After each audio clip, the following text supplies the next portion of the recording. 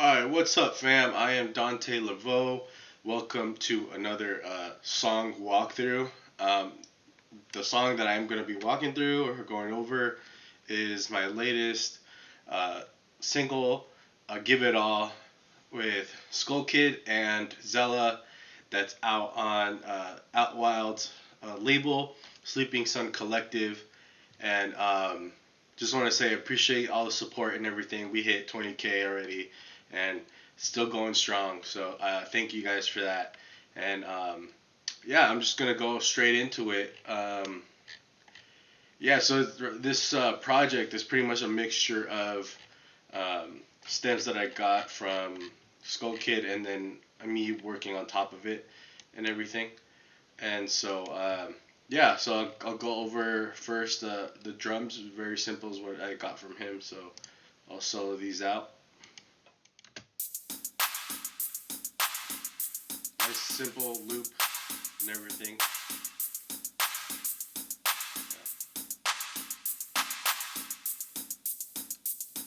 And then that's like on the build up, and then same thing going into the drop. And then here we go. I'll add the build up kick.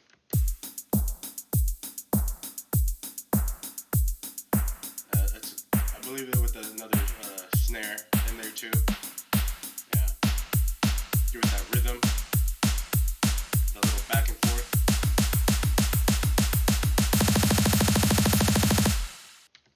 And let me turn these on.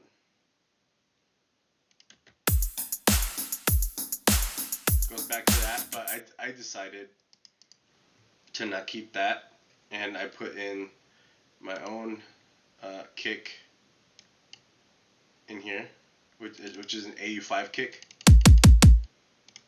And then I added, I wanted a snare that's a bit snappier than what he had. So for me, this snare is freaking amazing. I literally use it in like all my songs, like all of them. It has that tail end a little bit, and then it still has like that snap. I just sometimes I always have to use a transient shaper or something to kind of to get it really fit well in the mix. And so yeah, oops, hold on, let me solo these out. So this is what you got.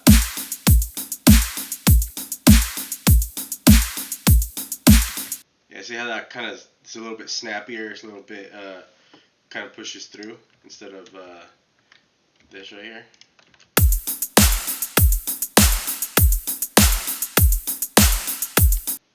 Yeah, so I really dig that. What else? I also have some tom fills that I added in there. It's always good to have them tom fills. What else I already went through? Kick snare. It's really simple, very very simple. And then I added some pretty much like Foley into this. This is for like the break and everything. So I kept the kick there, and then I added a loop. It's like a Foley loop. So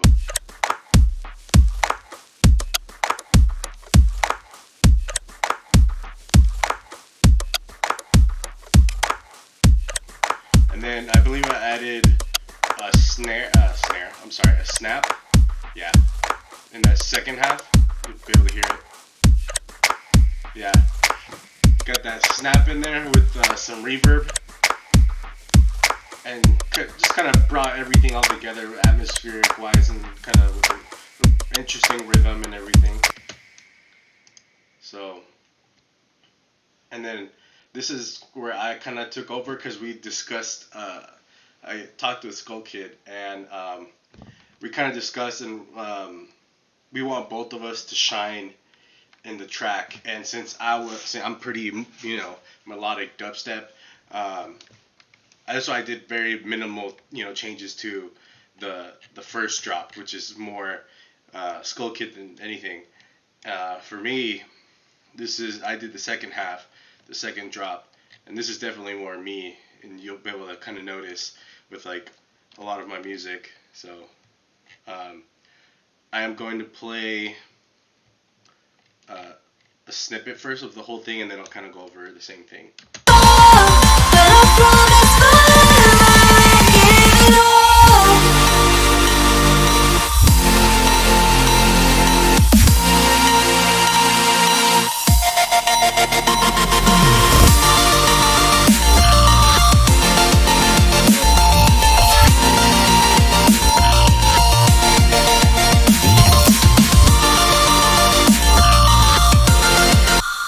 Anyways, yeah, this is definitely more me. So same thing. I used that 85 kick with the snare, same thing, just obviously more, um, dubstep like, and then using some reverse crashes to kind of bring that emphasis into those hits. I also added like a reversed like stomp or like kick, yeah, just to kind of give it that like power into the kick, which is what I do with a lot of my tracks. I also added another like hi-hat loop in there as well. I don't always use loops and stuff like that, but I mean the ones that I used, like I mean they fit so well, so I was like, why not?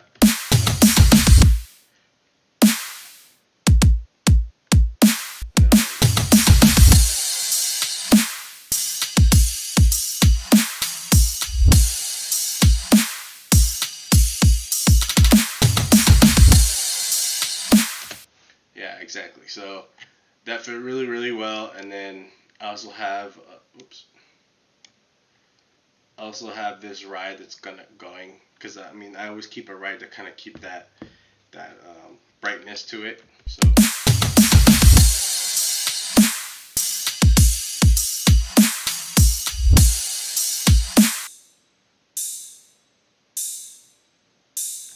yeah, so um, yeah, that's pretty much the drums. Let me get to the first drop, or let me go back to the beginning, and then so yeah, this is Skull Kid's ARP that he has that I actually really, really fell in love with, and yeah, it's so cutesy and like I don't know, I just thought like it was really awesome, so I was like, oh heck yeah, dude, this is gonna be so dope. So we kept that, and then this is another ARP that he had in there, kind of more glitchy like, and just kind of filtered in the back that adds to it. And then we have a lead that he had, but I decided to chop it up and kind of keep it going in the beginning because he didn't have it in the beginning, and it was just kind of like a piano in the beginning and not much else going on with like a small atmosphere. But I decided just to keep this kind of like a flute almost.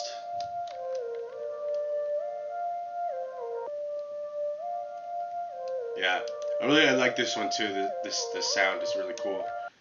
And then this is the piano. So just so emotional.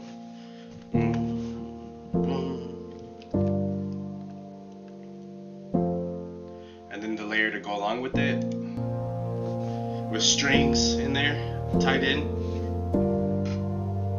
kind of give it that emotional like feel to it. And then I believe this is like a either a higher octave or a lower octave.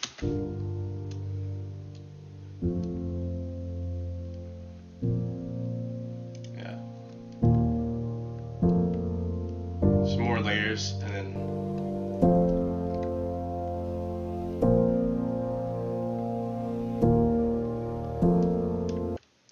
so yeah, those are the piano layers, and pretty much going throughout the whole track, you know. And then we can go straight to the drop, and so the drop is the same thing. Just usually it's just a lot more open because open up the envelope and oops.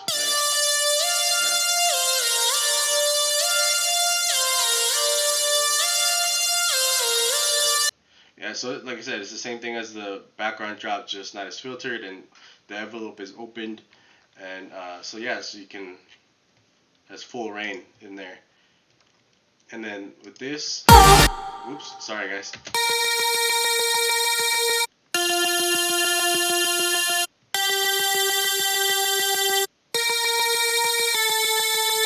So yeah, I guess this is the one of the support leads. This is the main one. It's a little bit grittier and a little bit somewhat glitchy in there. So then the support lead, this is a little bit more, fine tuned and everything. So together.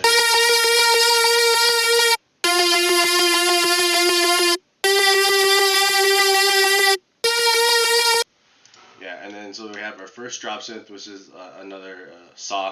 That was more of a square then. I think this one's the saw. So yeah, this is the saw.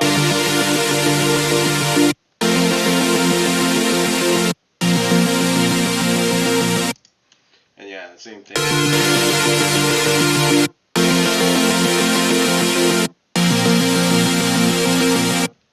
So yeah, that fast paced, because it's definitely a melodic mid-tempo type of track, and yeah, we really wanted that fast tempo type of stuff to kind of keep it going, especially at 100 BPM. It could get pretty slow sometimes unless you're doing drum and bass or something, but that's kind of pushing it because most of it's 70 to 80, 85 BPM.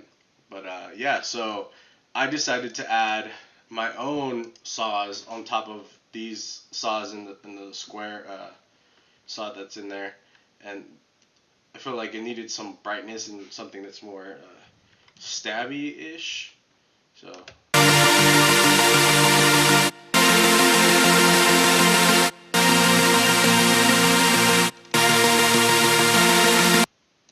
Alright, so this one I used my very own hyper saw. I learned how to do this hyper saw with AU5's tutorial on hyper saws, and this is legit what I came up with when he was as he was explaining it and everything, and I tweaked it a little bit more after and everything to get it to sound really crispy and really high in what's the word, just to get it to sound really nice in the high end, where it's not overbearing and just really harsh and everything. But I think it's bright enough and it made sense. So.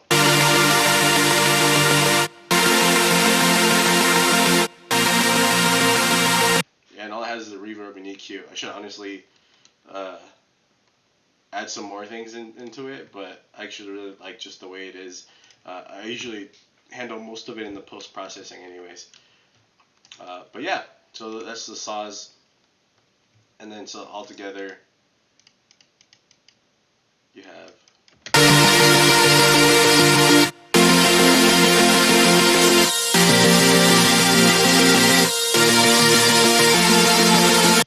and then now we have the ARP.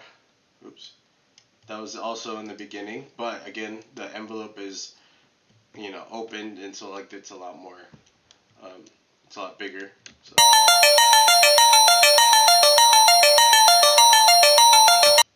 Yeah, so then with the drop.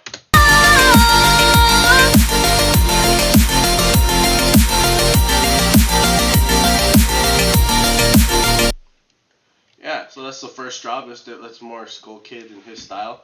And so, yeah, so now here comes mine. And I already explained the drums and everything. And I kept a lot of the same things for the most part. But I did add a couple more things. So I did add another set of saws. So same thing, my hyper saw. But instead of being fast paced, I decided just to hold and have them sustain notes. And then I also added another layer. I forget which layer this is. Oh yeah, wavelength. So this is another one that's very similar to the other sound that I have in the drop as well.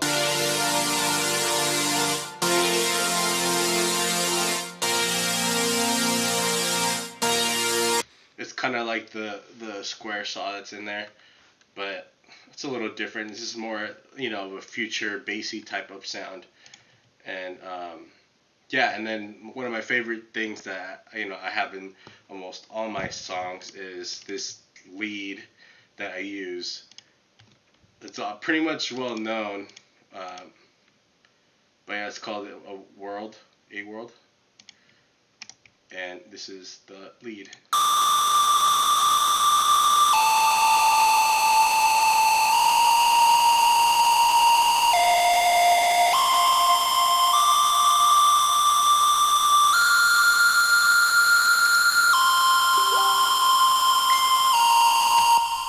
So it's very harsh in the higher frequencies, but I do add a Valhalla shimmer to kind of like really more of an atmospheric type of feel. And yeah, most of the mixing is not done in this stage. This is definitely more of the creative and arrangement stage. And so yeah, so I decided to just add that in there. I also did decide to add some a sub and bass plucks, and that I will show you right here. So that's with the sub. Take the sub out. So yeah, I bought a Mayan preset pack. It came with like a whole bunch of stuff. So it was a whole trance pack because I was really into trance before. I still am, but I use this a lot in my productions now, and I fell in love with this one because it kind of reminded me of like a Dead Mousey type of like pluck, like bass pluck, and so I decided to like, oh dude, that would sound so good with like actual like chord plucks and stuff like that. Which let me see, where is it? I believe it's this break synth. Yeah. Just added, a little bit, a lot more to it. And then with the sub, yeah, just adds more to it. And then I actually didn't go through the first half. Totally forgot with the basses. So I particularly use this. It's basically a Reese bass that I found like years ago, and then I've tweaked it as I've gone along. Cause I mean, I've used other Reese basses, but like this one, for me, it just like holds a place in my heart, So it's very flowy. It has like it's a little bit distorted and everything, and it has like that movement, and then I can open it if I want to.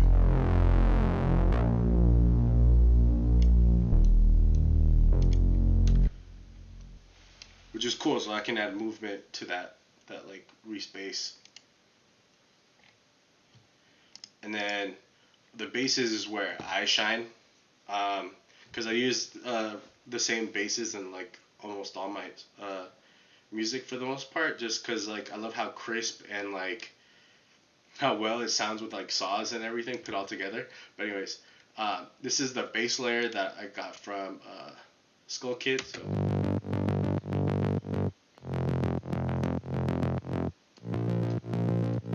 Alright, cool, perfect. It sounds like a bass plug and everything, but I wanted something a little bit crispier and something to add to it to really like hone it in and everything. And I believe I have 3 layers. It's the sub and 2 basses. Yeah. So this is the first one.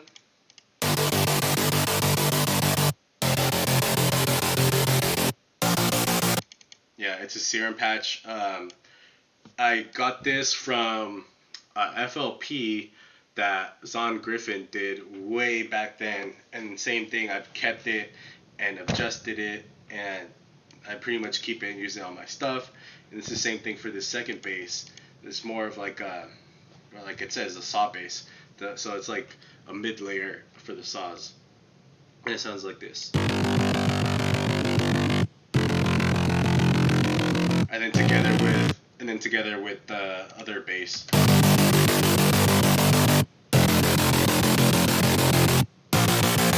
Sounds great. And then I use a dedicated sub. This I got from Virtual Riot. He used it in one of his um, YouTube tutorials and stuff like that. And it's literally very, very simple sub. But yeah, just add that in there. Here, I'll even solo it out. Yeah, it just works. Super simple.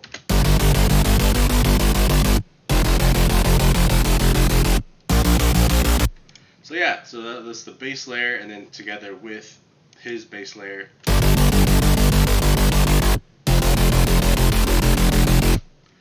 Yeah, so it works. And so yeah, I pretty much kept the same thing, and I forget what these are. Oh yeah, these are some bass growls and stuff like that I've picked up from a couple packs and stuff like that, and then I sometimes like to resample them and stuff like that, and then put them back in and then mess with them more. But these are I do that now, but these are probably straight from the pack, and so.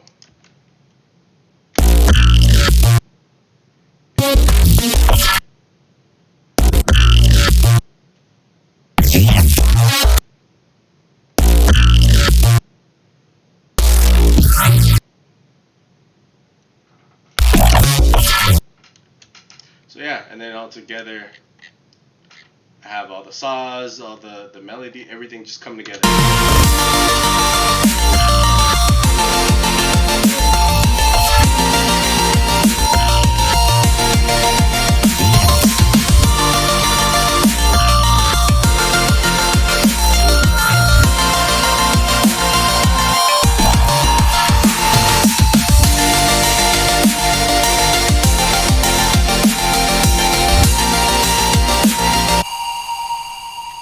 So yeah, and then I'll kind of explain my automations. So since we had this choppy part right here, I decided to also layer it. So once I layered it, I was like, okay, I could totally do this and mess around with it. So I got a couple of. It was really simple to do. You grab a balance, a fruity balance, and you set an LFO on there, and then you can adjust how you want, like the LFO and everything, and then you can adjust the volume of the LFO. And so like I did that with the lead and the saw, so you can tell like this. Yeah, and then I also have everything else kind of coming down and coming back up, just to kind of give it that like um, filtered kind of feel. So yeah, I mean it's pretty. I believe it's like right here. Or no, over here. It hits hard, and then this.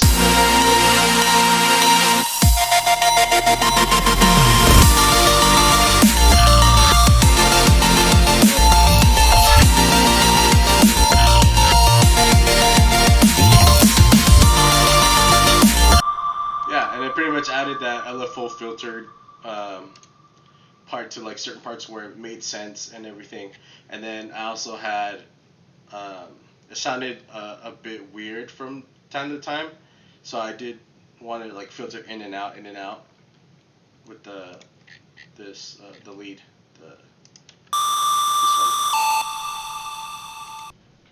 Yeah, so I did that with that, and then on the where the bass growls are at, so I didn't want that lead to interfere with the bass.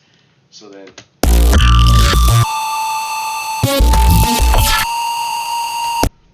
But still, this lead kind of added like in itself like a sweep effects almost to it with the filter. So I was like, oh, perfect. This works out great. And let me see what else I could explain. I mean, these are just basic filters, just going in and out. and then this one's just getting louder as it continues along to add that tension. Oh yeah, the atmosphere. Really simple, but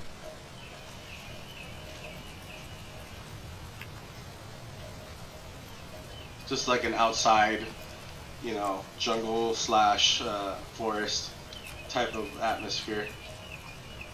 And it's just placed around, the track. Yeah, and then I have a bunch of risers, a bunch of sweep ups, and impacts and stuff like that.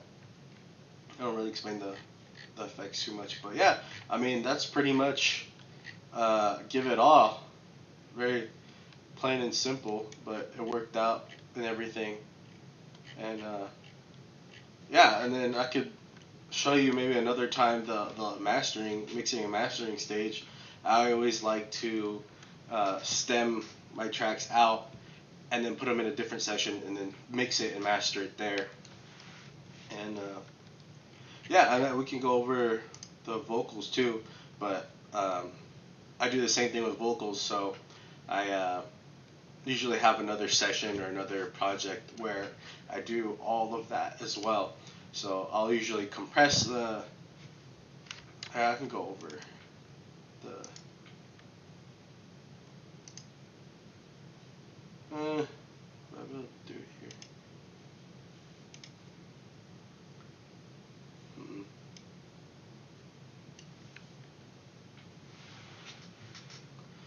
Well, since I don't have any of the work here, I usually put them in these uh, channels and everything, and then I have them connected to the hall verb, a plate verb, or any delays that I want, and then I adjust as I go.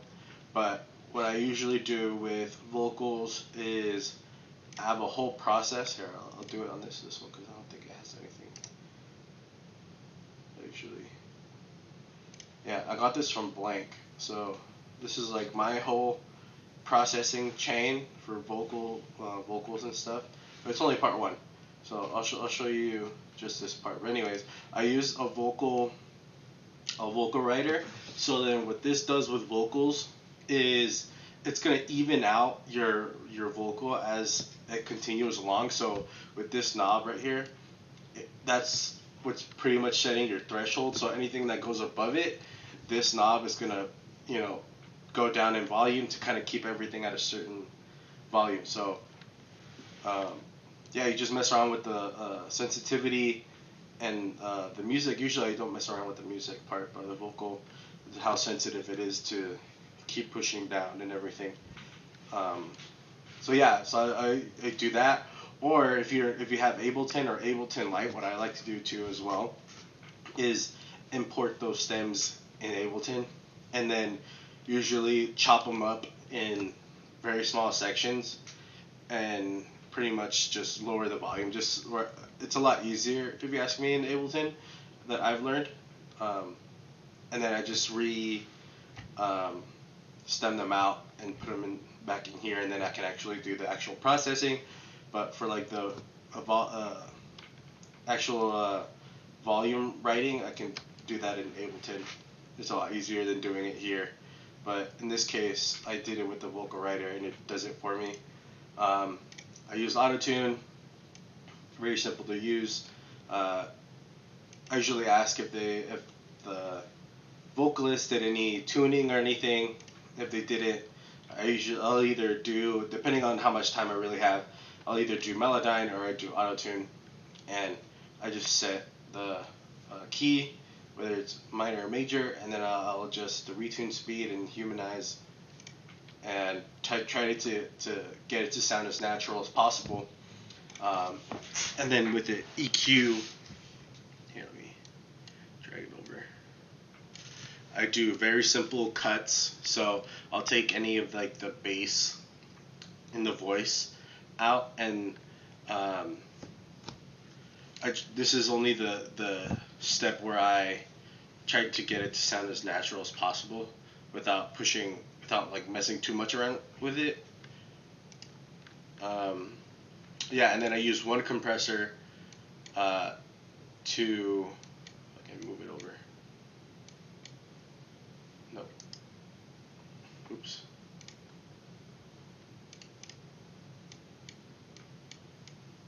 have it. There you go. I use this Wave XELA to a compressor. I use it really well for. I'll use it for a lot of things, but for the most part, it really works really well with vocals. And what I use this one specifically for is for peaks in the vocal. So I try to not to push it over 2 dB. So it's literally just catching peaks in the vocal. So, and I always try to match the gain to where I have it. So I don't want to have it louder, I don't want to have it quieter. I try to match it exactly where it was and just catch peaks. And then I use the second one to kind of really push it and to get it to be as loud and natural as possible. And usually I'm pushing around -7 or so, -5, depending on the vocal and how dynamic the vocals are. But that's the part where I usually just try to get it to be a little bit louder and clear. And then I have a fruity balance, very simple, volume automation in certain parts of the track where I need it to be quieter or I need it to be a little bit louder, so so it doesn't, because you gotta have dynamics within this track. So there's that, and then I use an OTT to kind of really push things, but I do very subtle things here with OTT, because you can do a lot of compressing with this, and it could get really distorted or really messed up real fast. So I just do little tweaks. So for this one, for her vocals, I just brought down the highs a little bit, and then I make sure I turned off the upward compression, so it's not pushing everything that's really, really quiet and bring it up. Yeah, and I use a decapitator. I can bring it over. And just added, what I like to do with the decapitator is add all the way to 8 for the drive, and then mess around with the style and see which one really fits best or what sounds best with it. And then depending on where the track is, a very dark track or a very bright track, I mess around with the tone, but I usually don't that much. I usually just bring it up just a little bit, because most of my stuff is pretty bright. And then the mix wise, again, I like to have processing wise a good amount of dry and wet, so I don't want it to be overbearing, so I have it slightly, it was 35%, and then the drive only a little bit, just to add that distortion or crispiness to the vocal. And then I use SSL compressor. This one, I use it more of a bus compressor. So it's pushing the vocal ever so slightly, literally 1 dB tops. And usually I have it at 10 or 30 milliseconds, and then 1 to 3 for the release, 0.1 or 3. And then ratio wise, I usually keep it at 2, because you don't want to push it too much.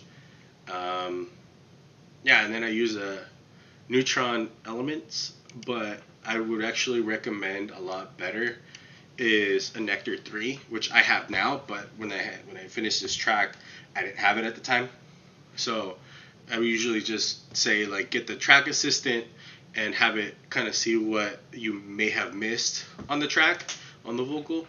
And yeah, so it's very simple. Does somewhat the same thing, but this is, I've adjusted a little bit, and yeah, so just took a little bit of the high mids, and yeah, it got a little bit brighter, bring some brightness to the vocal.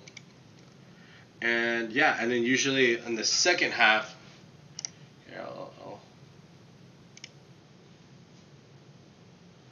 this is the easier stuff. So I have a de-esser, and it's just catching any of the simplets, the S's, the T's, anything that's really, really harsh. And then with the Echo Boy, I add like a very short delay, so it sounds a little bit thicker. That's why I don't have it. I don't have the wet like all the way up. It's just to add that thickness to the vocal. And then of course you have your reverb. You know, kind of give it that hall um, reverb and stuff like that. And then a delay. This one is like the stock. There you go. And yeah, and then I just automate the wetness, you know, throughout the whole track, and then only use it in places where I really need it. And yeah, and that's what I do on the main vocal. Um, as for the two, these other two, these are like the backings, um, the background vocals, and these I like to split literally left and right, and then have them at a lower volume, and usually they're processed the same or so, with some subtle differences. But yeah, so that way the vocal can sound really full, and then you have the harmonies and everything in there as well with ad libs, and I process them again very similar, and I just make sure that everything tries to sound as natural and bright as possible. And yeah, so I mean that's pretty much it for this. This is Give It All. I mean I've explained uh, somewhat about vocal processing. The bass is very simple, you know. So it's important to stack layers and layers to um, get the sound that you actually want and everything. It's important to have layers because it can add so much, you know, so much more to the track. And then when mixing it all together, you don't want to have too many layers because then it just becomes a lot harder to mix, but enough to where it makes sense, you know. So yeah, so this is Give It All.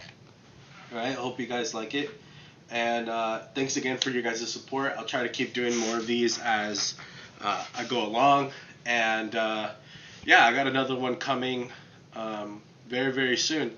So thanks again for your support. Make sure you guys like and subscribe, and I'll see you guys in the next one.